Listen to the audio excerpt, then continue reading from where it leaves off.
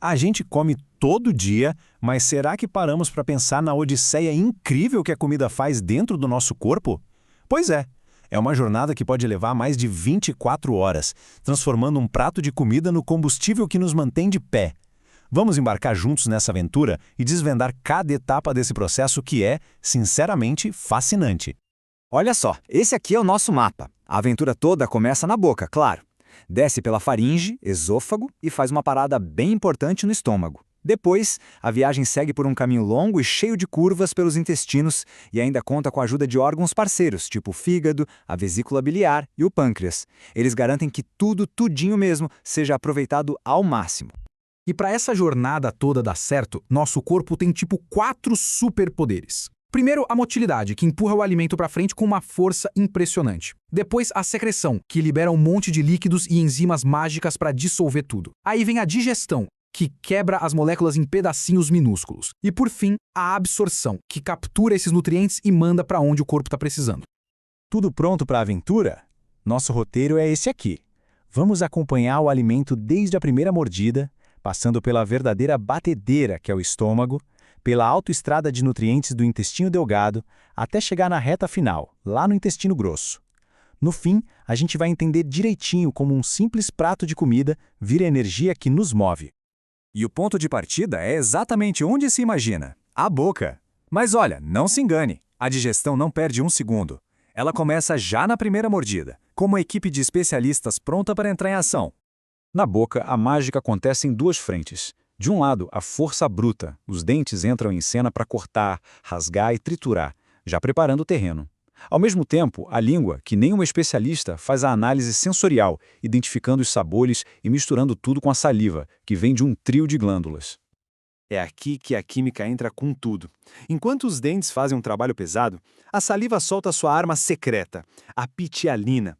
É uma enzima que funciona como uma tesourinha molecular, já começando a cortar as moléculas de amido em pedaços menores. Sabe por que um pão, se a gente mastigar por bastante tempo, começa a ficar meio doce? É por causa dela.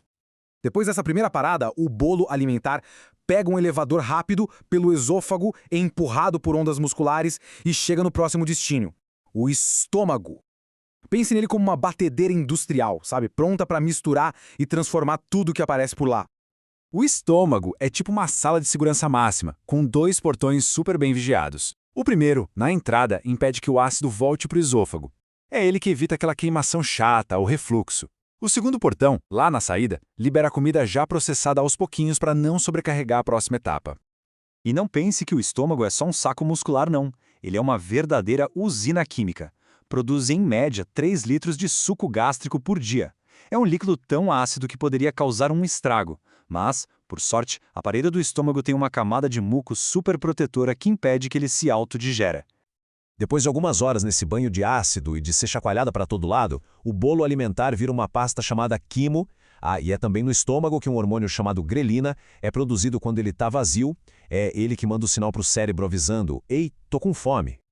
E qual é a grande especialidade do estômago? Proteínas. Nesse ambiente superácido, uma enzima poderosíssima chamada pepsina entra em ação.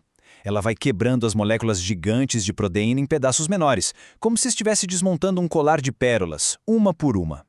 Agora que a comida já foi bem processada, a gente chega no coração da jornada, o intestino delgado. É aqui que a mágica da absorção realmente acontece, e os nutrientes finalmente são entregues para o corpo. Mas espera aí, um órgão com mais de 6 metros de comprimento? Como é que ele consegue ser tão eficiente para absorver tanta coisa? Parece meio impossível, né? Mas o intestino delgado tem um segredo de engenharia incrível. O grande truque está na arquitetura dele. A parede do intestino não é nada lisa. Pelo contrário, ela é toda coberta por dobras e em cima dessas dobras existem milhões de pequenas projeções, as vilosidades, que parecem um tapete de veludo. É como se ele quisesse aproveitar cada milímetro de espaço para não deixar nenhum nutriente escapar. E o resultado dessa engenharia toda é de cair o queixo. A área total de absorção do intestino delgado pode chegar a 250 metros quadrados. Gente, isso é o tamanho de uma quadra de tênis. Uma superfície enorme, toda compactada dentro da gente, só para garantir que nada de bom seja desperdiçado. Mas olha, o intestino delgado não faz esse trabalho todo sozinho. Ele tem uma equipe de suporte de elite. O primeiro especialista é o pâncreas, que libera um coquetel de enzimas superpotente capaz de quebrar gorduras, proteínas e carboidratos. Além disso, ele libera bicarbonato para neutralizar a acidez que veio do estômago. A dupla dinâmica, fígado e vesícula biliar, também entra em campo. O fígado produz a bile, que fica guardadinha na vesícula e é liberada na hora certa. A bile age como um detergente, quebrando as gotas de gordura em pedacinhos bem pequenos. E uma curiosidade, são os pigmentos da bile que dão aquela cor característica às fezes. Com toda essa ajuda, o intestino delgado vira um centro de reciclagem de alta performance. As enzimas, tanto do pâncreas quanto do próprio intestino, trabalham em equipe para desmontar tudo nas suas menores partes: aminoácidos, glicose, ácidos graxos, que são como os tijolinhos de construção do nosso corpo. Tá, e o que sobrou disso tudo que não foi aproveitado? A jornada continua e agora entra na reta final, o intestino grosso. Muita gente acha que é só o fim da linha, mas ele tem um papel fundamental: recuperar um recurso preciosíssimo, a água. Com cerca de 1,5 metro de comprimento, o intestino grosso funciona como uma esponja super eficiente. Ele vai absorvendo a maior parte da água que ainda resta ali, junto com os eletrólitos, transformando o que era líquido numa massa sólida, pronta para ser eliminada. Mas o intestino grosso é muito mais que um simples encanamento. Ele é um verdadeiro universo, que abriga trilhões de bactérias do bem. Elas trabalham em troca de moradia e comida e, em troca, produzem vitaminas essenciais para a gente, como a vitamina K. Elas são tão importantes que influenciam até nosso sistema imune e nosso humor. Então, resumindo para ficar bem claro, o intestino delgado é o astro da absorção de nutrientes, com aquela superfície gigante e um exército de enzimas. Já o intestino grosso é o mestre da economia de água e o gerente dos resíduos, trabalhando em parceria com suas bactérias aliadas. E assim essa jornada incrível chega ao fim. O que começou como uma simples refeição foi desmontado, processado e transformado de uma forma magistral em energia pura e nos blocos de construção que mantém cada célula do nosso corpo funcionando perfeitamente. É uma transformação fantástica que acontece em silêncio a cada garfada, a cada refeição.